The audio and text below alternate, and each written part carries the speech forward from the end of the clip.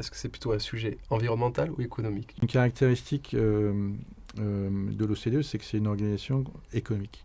On aborde tous les sujets par l'angle économique. Et en 2010-2011, quand j'ai relancé un programme de travail sur l'eau, la direction de l'environnement de l'OCDE, la première question qui m'a été posée, c'est quoi le lien avec l'économie?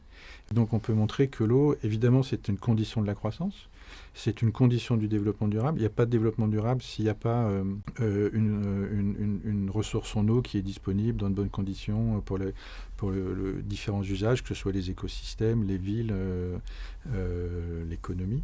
D'ailleurs, l'eau est un des objectifs du développement durable, l'objectif numéro 6.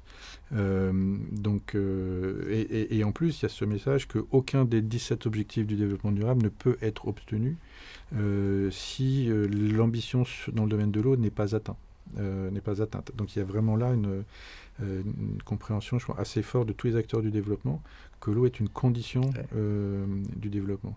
L'eau est aussi une condition de la justice sociale. Il y a des grandes injustices sur l'accès à l'eau et puis sur la manière dont différents pays et différents groupes sociaux à l'intérieur des pays vont être affectés par les risques liés à l'eau. Donc de la même manière, voilà, il n'y a pas de justice sociale sans intégrer dans les différentes dimensions de la justice des questions liées à l'accès à l'eau, à la protection contre les risques liés à l'eau. Eau, c'est économie, c'est environnement, c'est aussi justice. Il y a ces dimensions-là que j'aimerais vraiment mettre en avant.